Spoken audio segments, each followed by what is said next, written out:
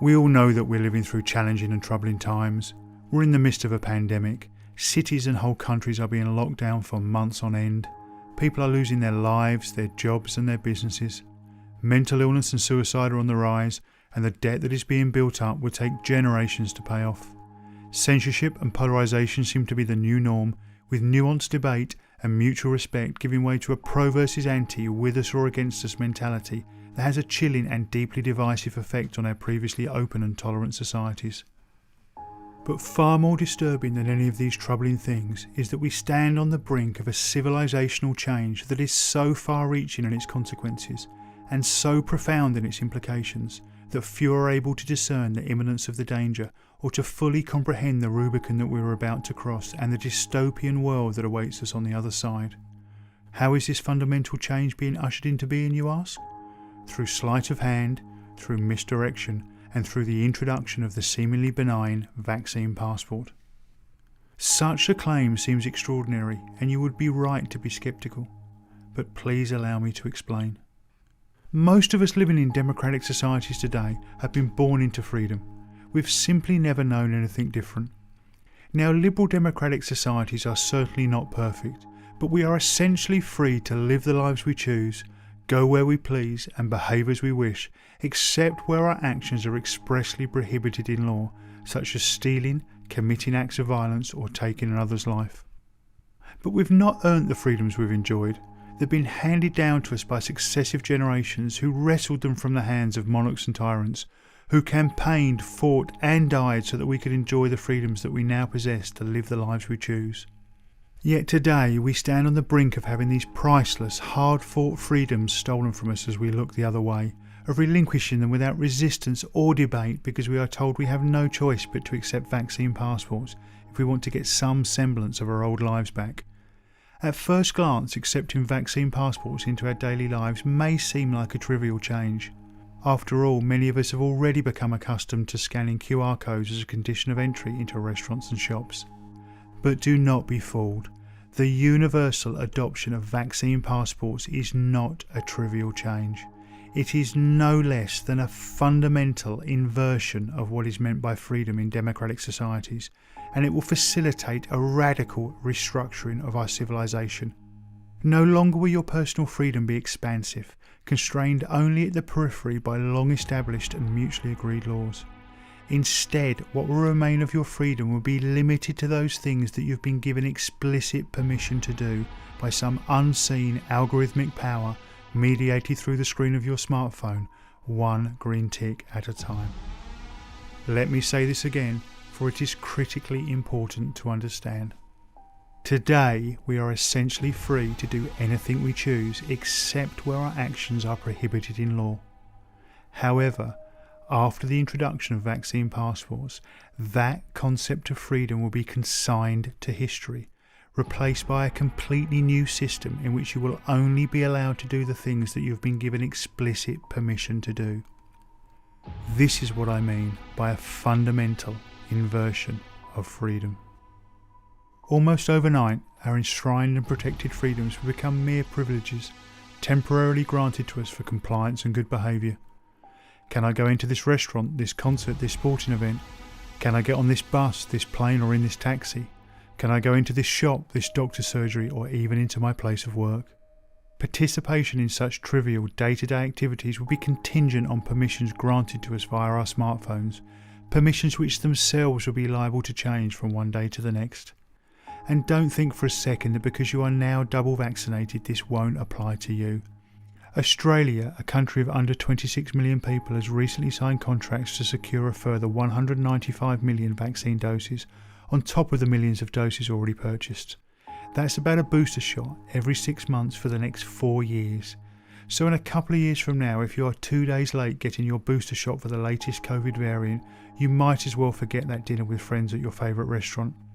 Those privileges will have been automatically revoked. And it won't stop there. Vaccine passports are just a Trojan horse. Behind the seemingly benign functional facade lays a digital ID scheme built on a software platform that is designed to be extended over time. Today you'll just get a simple binary green tick or red cross indicating your authorised inclusion or exclusion from everyday society. but tomorrow you'll be rated on every aspect of your life. Points added for behaviour deemed supportive of the government and big business. Points subtracted for anything deemed to be divergent from the required norms. So how many times did you inadvertently break the 1.5 metre social distancing rule today? What about that mildly critical post on social media about some government policy? What about that video you shared with a friend raising legitimate questions about the current approved narrative? Watch your social credit score tumble, and as it does, your access to the services essential for everyday life revoked, one privilege at a time. This sounds extreme, but the social credit system is already a reality in China, where people can't even board a train if their score falls below a certain threshold. Make no mistake, this is coming soon and to the entire world, and it's coming hidden in the vaccine passport Trojan horse.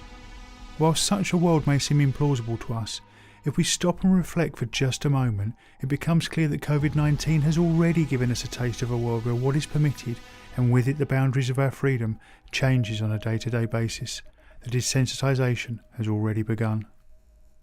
Although this vision of our imminent future is shocking enough, the true dystopian power of such a scheme only comes into view when we situate the Vaccine Passport digital ID platform in the context of the high-tech, highly surveilled world we already live in.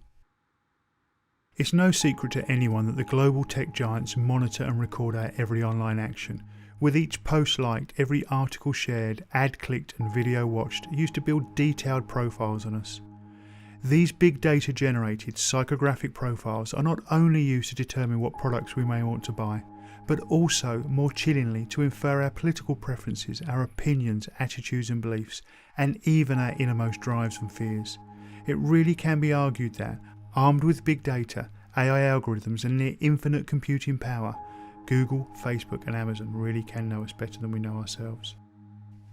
Furthermore, after Edward Snowden's revelations about the NSA's illegal and ubiquitous surveillance programs in the US, working hand in glove as they did with their Five Eyes partners in the UK, Canada, Australia and New Zealand, most reasonably informed people know that governments collect and store vast quantities of data on their citizens, including almost all telephone calls, text messages and emails. Every aspect of our lives today is monitored, scrutinised and profiled as part of the national security apparatus of the state or the for-profit apparatus of big business. To date, the Faustian bargain that we've made with big tech seems to result in little more than a gentle nudge here and there from an online ad or an eerily accurate Amazon recommendation to purchase something that we didn't even know we wanted. However, this will all change, and change forever, if we allow the vaccine passports to roll out. Why? Because the vaccine passport and the social credit system it will rapidly evolve into is the final missing piece in an automated architecture of total surveillance and social control. George Orwell has made us all familiar with the watching and monitoring aspect of surveillance, and we all intuitively know that the act of being watched puts pressure on us to conform to certain rules and norms. Think speed cameras on the roads and CCTV cameras in shops and town centres. But there is another aspect of surveillance that, apart from the occasional speeding fine, few of us have experienced, and that is the disciplinary aspect of surveillance, the punishment for non-compliance that's received at the sharp end of the surveillance architecture. Until now, that piece of the puzzle has been missing, but with the advent of vaccine passports, the mechanism to automatically discipline those who do not submit to prescribed norms and mandated rules will be carried in everyone's pocket every moment of every day. There is a term that's used in the academic discussions on surveillance known as turnkey totalitarianism. This is the idea that the surveillance infrastructure for a totalitarian system has been constructed around us, but it has not yet been switched on. The machine is ready, but the key has not yet been turned. Vaccine passports are the last part of that infrastructure, the last cog in the machine. They are the disciplinary sharp end of the totalitarian system of surveillance and control. Once we allow this final, critical part of the infrastructure to be slotted into place, once we accept it as just a normal part of daily life, the key will be turned, the Rubicon will be crossed, and there will be no going back. There will be no space for dissent, no opportunity for debate, and no room for deviance from prescribed norms and mandated behaviours. And as the crucially important space for debate, difference and non-conformity disappears, so too will the possibility of ordinary human beings collectively steering the direction we want our societies to go in. The machine will be on, eternally and automatically watching, profiling and scoring, guiding our behaviours and, when necessary, punishing. We will be forever at the mercy of our masters, those with the key to the machine, those who keep score, and those who set the rules, those who decide if we are deserving of a green tick or a red cross, those who decide whether we can be included in society or pushed to the precarious margins of existence. If we allow this to happen, it will be, as Aldous Huxley termed it, the final revolution. There will be no coming back from it. Freedom, as we have known it all our lives and for generations before us, will be extinguished forever for all but the privileged few at the pinnacle of the pyramid. In time, maybe in a generation or two, we will be so conditioned by the continuous gaze of surveillance and the rewards and punishments that it will automatically issue that we'll simply police ourselves, self-monitored, self-censored and submissive. The freedom we enjoy today, even the very idea of freedom as we conceive it now, will become all but unthinkable to our children and all the generations that follow. It is said that totalitarianism is, first and foremost, the extreme focusing of surveillance devoted to securing political ends. Under the cover of COVID-19, without debate, discussion or informed consent, we're about to let a new totalitarian world of total surveillance, control and compliance be ushered in, welcomed by many in the name of doing their part in the battle against the virus. It is tempting to think that those of us living today in our high-tech, media-saturated world are far too informed and far too smart to have such a trick played on us. Yes, people may have fallen under the spell of fascism and totalitarianism in the past, but we are simply far too sophisticated to fall into such a trap. But is that really true? Are you sure? Look around you. Look at the censorship. Look at how little deviance there is from the approved narrative on the mainstream media. Look at how fear is being used to corral and control us. Look at how we are becoming divided around the ideas of masks, vaccines and lockdowns. Look at the in-group, out-group mentality that's beginning to form. Look at how far we've come in less than 2 short years. When the scales are peeled from your eyes, the propaganda and control become all too clear. The destination laid bare for those willing to see. Given the gravity of what I'm suggesting, I ask you now to pause for a moment and consider this. For centuries, perhaps millennia, the torch of freedom has been passed from generation to generation, often paid for with blood, the flames of that torch fanned by the hands it passed through. Those of us alive today who are fortunate enough to live in democratic societies now hold that torch. Now imagine yourself looking into the eyes of your parents, your grandparents and all the generations before them stretching back through time. Look at all those who gave their lives so that we might live free, who fought, who campaigned, who protested, who faced down despots so that individual liberty could be secured for them and for their descendants. Are you willing to look them in the eyes and tell them that you let the torch go out forever because of a virus? That you let the flame die because you were too fearful, too apathetic, too trusting or too easily manipulated to stand firm, stand tall and keep the flame alive? Now imagine yourself looking forward in time and bring to mind all your descendants, your children and your grandchildren, be they living or yet to come, and all those generations that will follow us. Look them in the eyes and tell them that the gift of freedom was handed down to us, but we allowed it to be taken from us and hence from them because we didn't see the sleight of hand trick that was being played, or if we did nothing to stop it. Can you feel the weight of responsibility that rests upon your shoulders now? Will you be able to live with the shame of knowing that you were one of those who stood idle, locked down, cowered in your home as the precious gift of freedom through sleight of hand, manipulation and misdirection was stolen from you and from all future generations to come? It should not matter where we find ourselves on the political spectrum, what our views are on masks, vaccines and lockdowns, whether we are rich or poor, or even if we are in the police or the military. We may disagree on many things, but surely we can all agree on this, that the freedom we enjoy today is the most precious of gifts, that it has been passed down to us and that it must be cherished, nurtured and defended at all costs for the generations to come.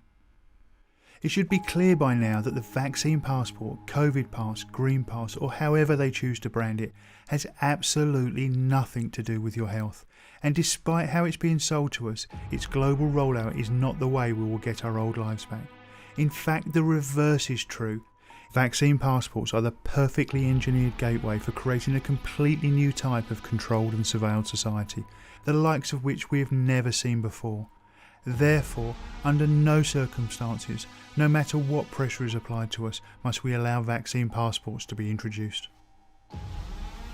Make no mistake, we stand at a pivotal moment in history, like the Spartans at the Battle of Thermopylae or the young men and boys on the beaches of Normandy. The true scale of what is at stake cannot be overstated. But this is not a message of fear and division. This is a message of hope, and it is a message of unity. I share this as my way of sounding the alarm, of calling attention to the imminent danger we all face. We are born free, sovereign beings on this beautiful earth. We are all brothers and sisters. We are one human family, regardless of colour, creed or nationality. No weapons need be forged, no ramparts stormed, no buildings razed. We simply need to stand up, to stand united and say enough is enough. We've seen through the tricks. We see the plan clearly now, and we will not allow our freedom to be taken from us. The torch of liberty will not be extinguished, not now, not ever, and certainly not on our watch. Our moment has come to defend it for all future generations, to fan its flames and to pass it on intact and invigorated to the generations that follow us. To our descendants we must say, in unison, we will not let you down. If this message resonates with you, I ask you to share it with your family and friends, for the time to act is now.